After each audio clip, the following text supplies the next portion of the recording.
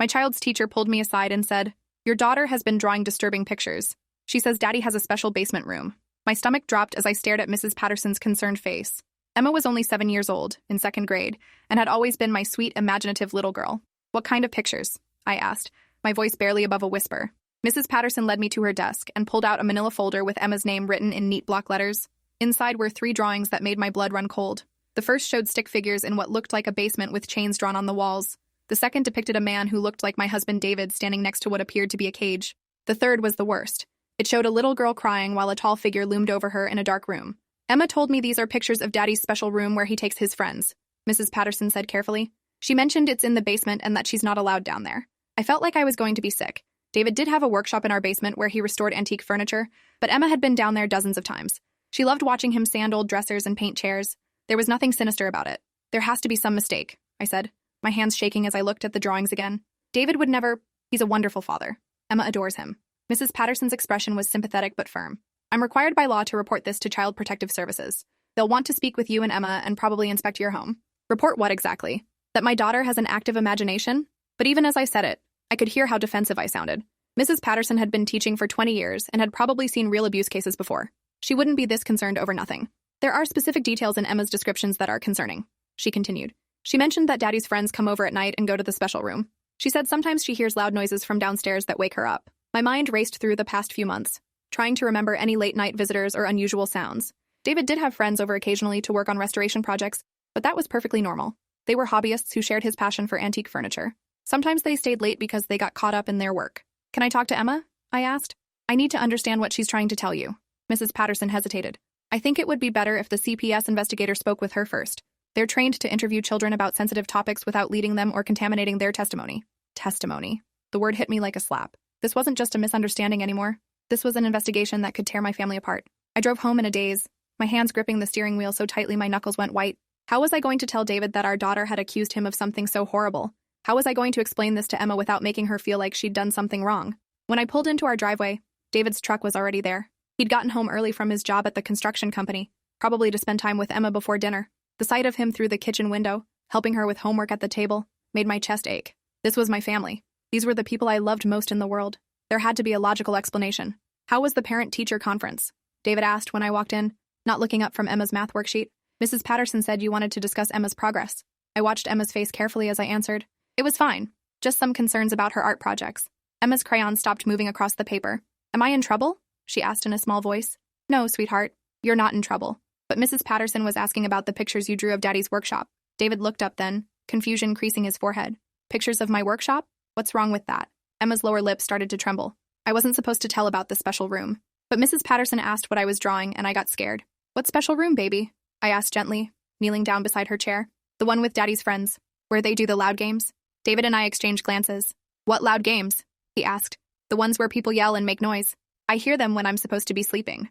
Relief flooded through me. "Oh, honey, that's just Daddy and his friends working on furniture. Remember how loud the sander is? And sometimes they have to hammer things?" But Emma shook her head vigorously. "No, it's different. They don't use tools. They just yell a lot and then get really quiet." The relief evaporated as quickly as it had come. David's face had gone pale. "Emma, when do you hear these sounds?" "At nighttime, after you put me to bed.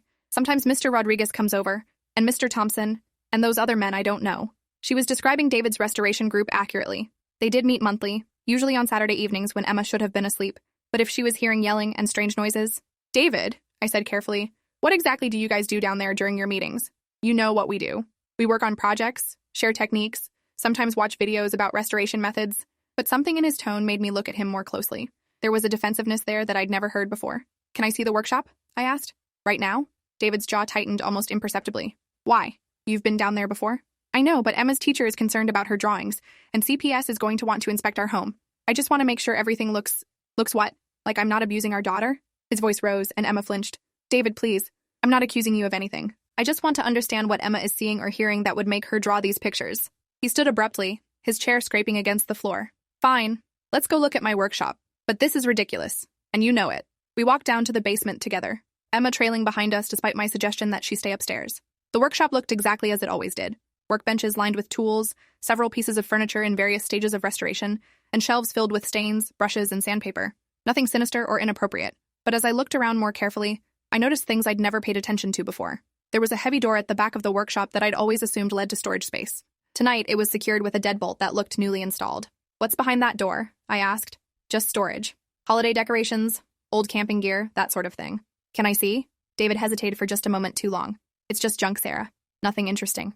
Emma tugged on my shirt. "That's where the loud games happen," she whispered. "Behind the special door." My heart started pounding. David opened the door.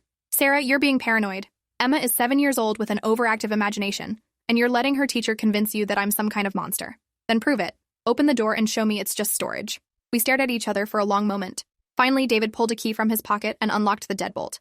The door swung open to reveal a completely normal storage room. Holiday decorations were stacked along one wall. Camping equipment filled another corner, and boxes labeled with my handwriting contained old clothes and books. I felt foolish and relieved at the same time. "See?" David said, but his voice still carried that edge of defensiveness. "Just storage, like I said." But Emma pushed past us into the room, pointing at the far wall. "The games happen back there, behind the boxes." I followed her pointing finger and noticed that the boxes along the back wall seemed to be arranged deliberately, creating a barrier. When I moved them aside, I found another door. This one was smaller, almost hidden, and it was secured with not just a deadbolt but a heavy padlock. "David." My voice was barely a whisper. "What is this?" "It's an old coal cellar. The house is from the 1940s. Those rooms are all over this neighborhood." "Why is it locked?" "Because it's not safe. The floor is uneven. There might be asbestos down there." I didn't want Emma accidentally getting in and getting hurt. It sounded reasonable, but something about his explanation felt rehearsed, like he'd thought about what he would say if anyone ever discovered this door. "Open it," I said. "Sarah, it's dangerous. There's nothing down there but dirt and old coal residue. Then it won't hurt to take a quick look." Emma was standing beside me, her small hand slipping into mine. "I hear the loud games from in there," she said quietly. "People crying and saying stop." David's face had gone completely white. "Emma, you couldn't hear anything from in there. The room is soundproofed because of the coal dust. You're confused about where the sounds are coming from." "Soundproofed." He'd said soundproofed, not insulated or dusty. Why would an old coal cellar be soundproofed? "David, open the door right now, or I'm calling the police." For a moment, I thought he was going to refuse. Then he pulled out another key and unlocked the padlock with shaking hands. The door opened inward, revealing a set of steep wooden stairs leading down into darkness. David reached around the doorframe and flipped a light switch. What I saw in the sudden brightness made me grab Emma and push her behind me. The room below wasn't an old coal cellar. It was carpeted and furnished, with several chairs arranged in a circle and a large television mounted on one wall. But it was the other things that made my stomach lurch. Restraints attached to the walls, cameras on tripods, and a pile of DVDs scattered across a small table. "Oh my God," I breathed. "David, what is this?" "It's not what you think," he said quickly. "It's just, we watch movies down there. Adult movies. The restoration group. We have some beers, and those aren't movie chairs, David. Those are restraints." My voice was getting louder despite my efforts to stay calm for Emma's sake. "And why do you need cameras to watch movies?" "Sarah, please. Let me explain. It's not what it looks like." But I was already pulling Emma toward the stairs, my mind racing with implications I didn't want to consider. "We're leaving. Right now. You can't take Emma. She's my daughter, too." The possessiveness in his voice made ice run through my veins. "Stay away from us." I scooped Emma up and ran for the basement stairs, my heart pounding so hard I could hear it in my ears. Behind me, I heard David following, but I didn't look back. I grabbed my purse and car keys from the kitchen table and carried Emma straight to the car. "Mommy, what's wrong?" Emma asked as I strapped her into her car seat with shaking hands. "We're going to Grandma's house for a while, okay? Is Daddy coming too?" "No, baby. Daddy needs to stay home." I called 911 from my mother's driveway 20 minutes later, while Emma played with toys in the living room and my mother made hot chocolate with hands that trembled almost as much as mine. The operator took my report calmly, asking detailed questions about what I'd found and assuring me that officers were already on their way to my house. Detective Martinez arrived at my mother's house 2 hours later with a social worker named Janet Collins. They interviewed me first, taking notes as I described Emma's drawings, the conversation with her teacher, and what we'd discovered in the basement. Then they spoke with Emma separately while I paced the kitchen, drinking coffee I couldn't taste. "Your daughter's account is consistent with what you found," Detective Martinez told me when they finished. "She describes hearing multiple adult voices, crying, and what she calls games where people get hurt." "What does that mean? What was David doing down there?" "We're still investigating, but based on the equipment and setup, it appears to be related to the production or viewing of illegal content. We won't know the full scope until we execute our search warrant and analyze what we find." Janet Collins explained that Emma would need to be interviewed by specially trained forensic specialists, and that I should prepare for a lengthy investigation. "Has your daughter ever mentioned being touched inappropriately or being taken to the basement room herself?" she asked. "No, never. She's always said she wasn't allowed down there." "That's actually a good sign. It suggests she may have only overheard activities rather than being directly victimized." The word victimized made my legs weak. I sat down heavily in my mother's kitchen chair, trying to process that my husband of 10 years might be a predator who'd been operating out of our basement while our daughter slept upstairs. My phone rang constantly over the next several hours. Reporters who'd somehow gotten wind of the story. Neighbors asking if we were okay. David calling over and over until I finally blocked his number. My mother answered the door when someone knocked at midnight, returning with a grim expression and papers in her hand. "Restraining order," she said simply. "David can't contact you or Emma, and he can't come within 500 feet of this house." The next morning brought news that David had been arrested at our house when police executed their search warrant. Detective Martinez called to tell me they'd found extensive evidence of what he called a sophisticated operation involving multiple participants and victims. "How many victims?" I asked, though I wasn't sure I wanted to know. "We're still identifying them, but the investigation is expanding beyond what we initially suspected. Your husband appears to have been involved in this for several years." Several years. I thought about all the Saturday nights David had hosted his restoration group, all the times I'd heard voices and assumed they were just discussing furniture techniques. How many people had been hurt in our basement while I watched television upstairs, completely oblivious? Emma started having nightmares that week, waking up crying about loud games and people calling for help. The child psychologist my mother found said it was normal for children to experience trauma symptoms even when they hadn't been directly abused themselves. She knew something was wrong, Dr. Kim explained during our first session. Children are incredibly perceptive about adult behavior, even when they don't understand what they're perceiving. The forensic interview took place in a child-friendly room designed to look like a playroom rather than an office. I watched through a one-way mirror as a trained specialist talked with Emma about her drawings and what she'd heard in our house. Emma was articulate and consistent, describing sounds and voices she'd heard over many months. When the interviewer asked if Daddy had ever hurt her or touched her inappropriately, Emma shook her head firmly. "Daddy said I was never allowed in the special room. He said it was dangerous for little girls." The interviewer and I exchanged glances through the mirror. David's warning to Emma may have been the only thing that protected her from becoming a direct victim. A week later, Detective Martinez called with an update that made me feel sick all over again. "We've identified 12 victims so far, ranging in age from 16 to 25. Your husband was part of a network that trafficked vulnerable young people for the production of illegal content." "Trafficked?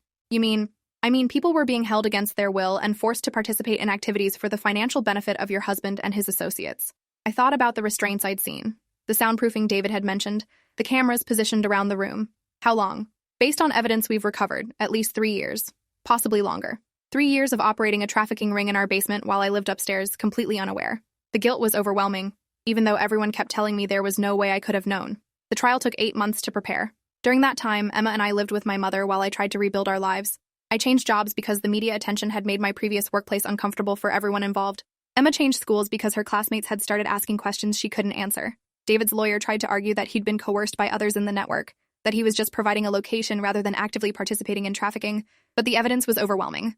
Financial records showing payments, communications with other network members, and testimony from victims who identified him as an active participant. The day I testified was the first time I'd seen David since the night we fled my mother's house. He looked smaller somehow, older, wearing an orange jumpsuit that made his skin look gray. When the prosecutor asked me to describe finding the hidden room, I looked directly at him and spoke clearly about the restraints, the cameras, and the fear in my daughter's voice when she talked about the loud games. His defense attorney tried to paint me as a neglectful wife who should have known what was happening in her own home. But the prosecutor established that David had gone to great lengths to hide his activities, conducting them only when I was working late or traveling for business, and that the hidden room was deliberately concealed behind multiple locked doors.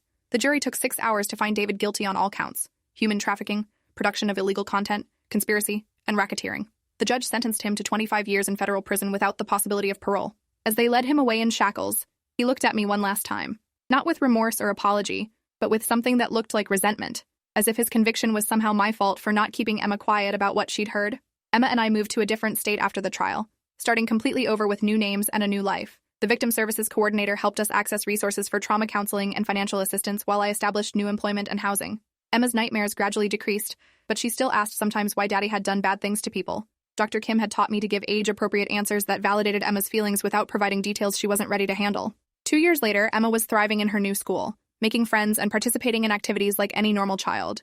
But she still drew pictures sometimes, happy pictures of our new life, but also dark pictures that showed she was still processing what she'd experienced. The art therapy sessions helped her work through her feelings about having a father who'd hurt people, and about feeling responsible for telling on him even though everyone assured her she'd done nothing wrong.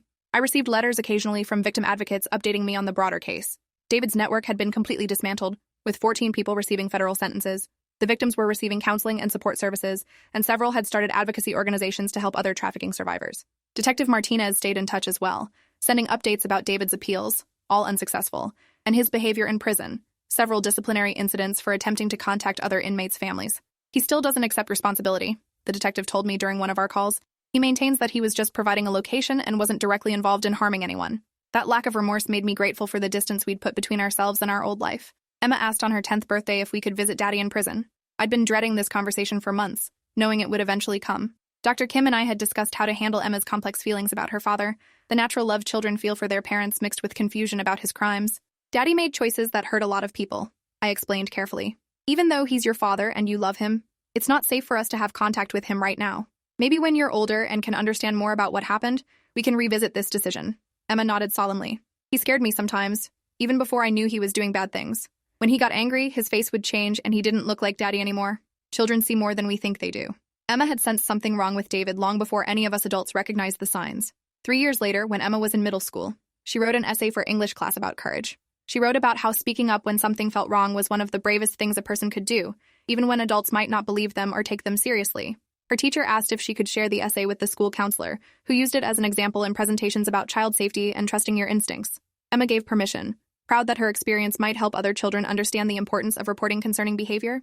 I kept copies of her early drawings in a file folder, along with all the court documents and victim services paperwork, not to dwell on the trauma, but as a reminder of how crucial it is to listen when children try to tell us something is wrong. Art therapists say children often communicate through drawings what they can't express in words, and that paying attention to their creative expressions can reveal important information about their experiences. Looking back, I realized there had been other signs I'd dismissed or rationalized away. David's increased secrecy about his workshop activities, the expensive surveillance equipment he'd installed around our house, supposedly for security, his insistence that Emma never go to the basement without permission, his friends who seemed nervous around me and avoided making eye contact, the large amounts of cash he sometimes had, which he explained as payment for restoration projects. But people don't want to believe that someone they love is capable of monstrous behavior, so we make excuses and find alternative explanations that let us maintain our comfortable illusions. Emma's drawings forced us to confront a reality I'd been unconsciously avoiding for years. The victim services coordinator told me during one of our sessions that many family members of trafficking perpetrators experience what she called secondary trauma, guilt, shame, and self-blame for not recognizing the signs sooner. She emphasized that sophisticated criminals like David are skilled at compartmentalizing their lives and maintaining normal facades while hiding their illegal activities. Your husband didn't fail to hide his crimes because he was sloppy, she explained. He failed because children are more observant than adults give them credit for, and because your daughter was brave enough to express what she was seeing and hearing. Emma is now 16 and volunteers with a nonprofit organization that provides art therapy to children who've experienced trauma. She's never asked to visit David in prison again, though she does write letters occasionally to the victims who've chosen to stay in contact with our family. Some of them have become advocates themselves, speaking at conferences about trafficking awareness and survivor support. The house where we lived during David's crimes was eventually sold to a developer who demolished it completely. I was glad to hear it was gone, unable to imagine how anyone could live in a place where such horrible things had happened. Sometimes I drive past the empty lot when I'm in that area for work, remembering the life we had there, and how completely it was built on lies and secrets I never suspected. Emma's old teacher, Mrs. Patterson, retired a few years after our case, but still sends Christmas cards with notes about how proud she is that Emma spoke up about her concerns. She tells me that Emma's courage inspired her to pay even closer attention to children's art and to take their communications more seriously, regardless of how unlikely their stories might seem. The experience taught both Emma and me that believing children and taking their concerns seriously can literally save lives. If Mrs. Patterson had dismissed Emma's drawings as mere imagination, or if I had ignored the teacher's concerns about David's special room, the trafficking operation might have continued indefinitely with countless additional victims. Child protection experts say that children rarely lie about abuse or dangerous situations, but they often struggle to communicate their concerns in ways adults understand or take seriously. Emma's artistic expression provided a window into activities she couldn't fully comprehend, but instinctively knew were wrong. Dr. Kim explained that children's brains are wired to detect danger and inconsistency in adult behavior, even when they lack the vocabulary or conceptual framework to articulate what they're observing. Emma had sensed that David's basement activities were harmful to people, even though she didn't understand the specific nature of the crimes being committed. Today, Emma is a confident, articulate teenager who advocates for other children and maintains a close relationship with several trafficking survivors who've become like extended family to us.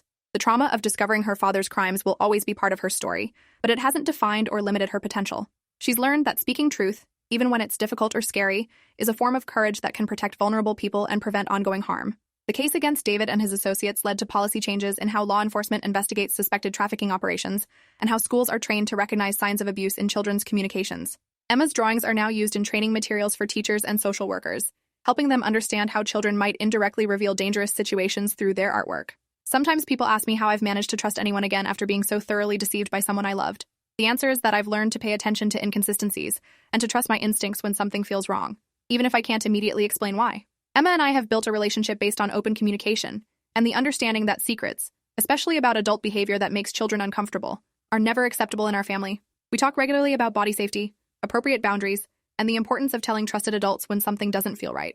The nonprofit organization where Emma volunteers has created a program called Art Speaks that provides free art therapy services to children in high-risk situations. Emma helps facilitate sessions where kids can express their experiences through drawing and painting, and trained therapists help interpret their artistic communications for signs of abuse or trauma. The program has identified dozens of children who needed intervention and support, proving that Emma's case wasn't an isolated incident. Many children communicate danger through their artwork long before they have the words or courage to speak about their experiences directly. 10 years have passed since that conversation with Mrs. Patterson that changed our lives forever. Emma is now preparing for college and considering a career in social work or victim advocacy. She credits her early experience with helping her understand the importance of listening to children and taking their communication seriously, regardless of how they choose to express their concerns. David remains in federal prison and will likely die there, given his sentence and lack of parole eligibility. He's attempted to contact us several times over the years through intermediaries, but we've maintained no contact on the advice of victim services and our own desire to move forward without his influence. The trafficking network he participated in was completely dismantled, but investigators know that similar operations continue to exploit vulnerable people in communities across the country. Emma's case helped develop better protocols for identifying these criminal enterprises and supporting their victims, but the fight against human trafficking remains an ongoing challenge that requires constant vigilance from law enforcement and community members alike. Emma keeps a journal now where she writes about her experiences and her hopes for helping other children. She's shared some entries with her school counselor and therapist, and several have been included in presentations about child safety and trauma recovery. Her words are powerful reminders that children have important things to say about their experiences, and that adults have a responsibility to listen carefully and respond appropriately to their communications. Looking back, I'm grateful for Mrs. Patterson's courage in reporting her concerns, even though she must have known it would cause tremendous disruption to our family. Her decision to take Emma's drawings seriously and follow proper reporting protocols literally saved lives and prevented countless additional victims from being trafficked through our basement. Teachers, coaches, counselors, and other adults who work with children are often the first line of defense against abuse and exploitation, and their willingness to act on their concerns can make the difference between ongoing victimization and safety for vulnerable people. Emma's story continues to inspire advocacy work and policy changes designed to better protect children and support trafficking survivors. Her courage in speaking up about the loud games she heard in our basement will always be remembered as the catalyst that brought down a sophisticated criminal network and delivered justice for its victims. Sometimes children communicate danger in ways we don't expect. Trust your instincts. Listen to children. Subscribe for more stories that remind us to pay attention when something doesn't feel right.